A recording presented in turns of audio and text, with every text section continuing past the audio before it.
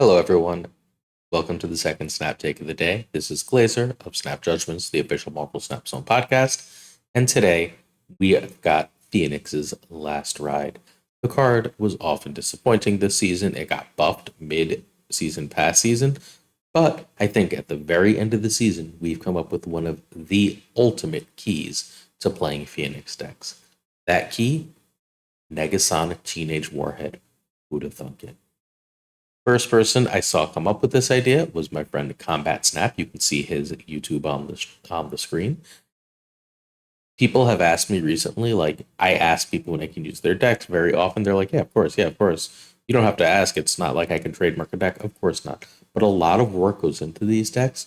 So where possible, I personally think it's important to try and give credit where credit is due to the creators of the deck. This is Combat Snap at Combat Snap, and he beat Infinity Conquest with the deck we're going to talk about first. Before we talk about that, though, I'd like you to hit sub to me. If you're willing to subscribe to this channel, I'd greatly appreciate it. It will help us grow. It doesn't take a lot from you to hit that little sub button, but it helps us bring you great content more consistently. And we are the most consistent Marvel Snap channel, period. We release 1 to 2 videos every single weekday, often with 2 to 4 decks a day. I don't think we've ever done less than 2 decks in a weekday. We're often way up. We're doing 4 decks today. We're doing like 9 decks tomorrow. These aren't just any decks. These are proven successful decks. I take a lot of time to make sure that I'm bringing you the very best decks so that you can play the best stuff before the meta catches up to it.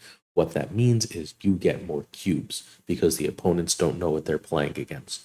You get more cubes, you hit infinite, you get your infinity tickets, you get your Golden Marvel Snap for subscribing here. If you really want to help out, leave a like, leave a comment, help us out with that YouTube algorithm. We're going to bring you the best content we can every single weekday. Let's talk about this deck. Our first deck is Combat's Double Warhead, and yep, that's what this deck does. It wants to play Negasonic Teenage Warhead twice. I personally like to do it in the following way. I like to get a Negasonic down on 3 to blow something up. Then I want to, with priority, obviously, Silk will help with that an awful lot. If you go Korg to Zabu and place them carefully, you should be able to get priority. If you don't have priority, it's obviously harder. If that happens, then you can turn 4 play Phoenix Force, right? That turn 4 Phoenix Force is going to bring back Negasonic. Turn 5, you're dropping Legion at the most advantageous location, and you're moving Phoenix Force to wherever it's going to blow up something an opponent plays. If your opponent chooses not to play there for the rest of the game, great, you win. Turn 6, if you've got Zabu out, is something like Darkhawk and Rockslide or Darkhawk and Shang-Chi to lock up the game. Iron Lad, Shang-Chi, etc. Get the idea. So 2 of the 4s to lock up the game. It works beautifully. This deck is absolutely sick. I already hear you saying, I don't have half of these cards. What do I do? Okay, you need Negasonic and Phoenix Force for this deck. You need Darkhawk and Zabu for this deck. The other cards can be changed. Legion is really, really hard to change. If I didn't have Legion, I'd probably run Sarah as a way to do what I want to on the last turn of the game more cheaply, especially if I didn't have time to play Zabu sooner. I think Legion is a better card right now than Sarah, but I think that Sarah is an adequate replacement. If lacking Iron Lad, you have 1 of 2 ways to go. You can go Jubilee to get a similar ability and also help thin your deck. Don't sleep on that thinning your deck. Or you could go with the newly buffed Captain Marvel, who can fly into somewhere that was blown up by Phoenix / Negasonic late and win that location. Silk and Jeff, it's really hard to do without both of them. But if you only have either Silk or Jeff, the other card, and I think this is the most important card in the deck to change, the card that I consider changing, is Daredevil. Knowing what the opponent will do on turn 5 so you can know whether you should Legion, where you should move that Negasonic / Phoenix Force is hugely, hugely important. Now, part of the reason you want Jeff or Silk is because sometimes you have to move something into a Phoenix or Phoenix / Phoenix Negasonic lane, and you don't want to play a card there, right? You want to be able to move. So maybe that Legion spot, if you're lacking them, could be Vision to be able to do that late in the game, so that if you need to move something there, you still have that ability. Um, Daredevil would be huge here. If you're combat, you can like read opponents' minds and always know what they're going to do, and it works beautifully. You're going to win a lot of games that way. But most people, unless they get an insane amount of practice, are going to struggle with where to place their Negasonic, how to get the best hits on their Negasonic. So Daredevil takes some of that guesswork out, at least for one turn of the game. It's a very good card here. Don't be afraid at all to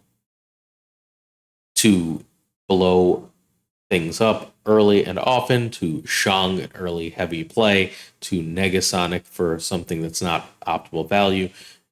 Your stuff tends to have such good tempo that you're good. Killmonger is ultimately in the deck because you want Negasonic to hit good things, not kind of nonsense things. And if there's a bunch of one drops everywhere, it can be harder for like your stuff to work properly. And the Darkhawk package is just the best package in the game. If you're missing both Jeff and Silk, I'm not 1,000% sure what I'd do with that last spot. I might even consider, this seems crazy, running Cosmo so that I can let them feel safe and Negasonic away their big things. But that's harder. Again, Daredevil replaces either Jeff or Silk. The second one is so much harder. That's this one. Hope you like the deck. Hope you try it out. Hope you have success with it. The second deck is, well, a little bit cheaper, right? It's got Negasonic again. I told you that was going to happen. Negasonic and Phoenix is our afternoons like focus. We've also got Null Series 4 card and Legion Series 4 card, so significantly cheaper. You can do this deck just fine without Legion. Legion remains great, though. If you're playing without Legion, this one's really easy. Drop yourself in a vision. You won't be too sad. The goal of this deck is fairly simple. It is to make a big null and a free death to play at the end of the game. One of the best ways to make a big null is Negasonic. When Negasonic dies, that's 5 power. Whatever it kills, both of those go on null. Phoenix brings it back, that's 10 power. Whatever it kills goes on null. So it's 15 power plus whatever it killed. Let's say conservatively another 7 power. That's a 22 power null right there. That's not the main strategy of the deck, though. That's an extra thing you can do. The main strategy of the deck is to play your one drops. Your Squirrel Girl, Iceman, Yondu as best you can, Shauna. And then if on turn 5, Killmonger all of these cards, you will have a free death and a humongous null. That is your primary win condition. What's so nice about it is there are 3 win conditions here, right? You've got the Negasonic thing to work with Phoenix Force, making a huge null to win the game. You've got the Shauna and one drops with Killmonger for the powerful null and free death, wins games. You've also got Carnage and Multiple Man. If you happen to see Carnage and Multiple Man early, you Carnage that Multiple Man, you Phoenix it back, and you can do the Multiple Man, drag it all over the board. And that doesn't even prevent you from doing several of your other plays. Legion is great here because bad locations can ruin your life. The thing that lets cards not be killed, so on. Making all of that go away is really strong. Also, very often you'll have a 1-cost death and be a little frustrated at the end of the game. And Legion gives you a really powerful 5 to play along with that 1-cost death to win location. Shauna is also strangely amazing at winning locations at the end of the game, by the way. If you're forced to play her or she comes back, like you killed her with a Carnage for whatever reason, and you Phoenix and she's what comes back, like all those ones do a wonderful job of winning games of Snap. Don't think they don't, like, you're not going to get the hood more often than not. Shauna's just a great play, right? Like, Shauna works really, really well in this deck because as like I don't even like completely hate Shauna Negasonicing, then Shaunaing on top, and then Phoenix forcing it back on turn 5. It's not terrible. There's a lot of ways to win with this deck. There's a lot of really cool things to do. There's a lot of ways for stuff to die.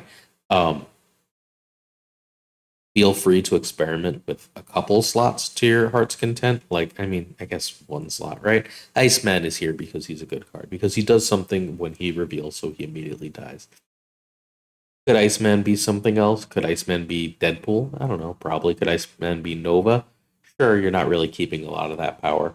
Could Iceman be like Iceman could be numerous other cards. Iceman was originally Human Torch, but Human Torch ends up sort of being like a trap in this deck.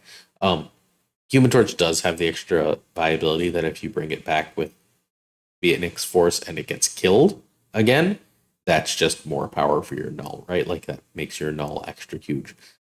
Fair warning, this deck folds like paper to Spider Ham.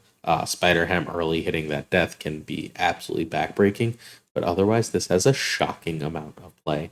This is like a 60 to 65% win rate deck so far, and I hope you're willing to try it out because you're not going to be sad you did.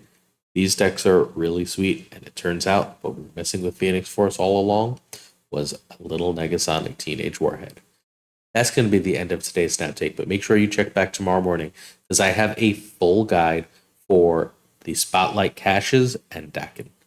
A full Spotlight cache and Dakin guide is coming first thing tomorrow morning with more detail than you could ever imagine. We're going over variants. We're going over like 7 or 8 Dakin decks. We've got decks for each of the cards in the Spotlight caches and whether you should open for them if you don't have them, what combinations you should be looking for opening.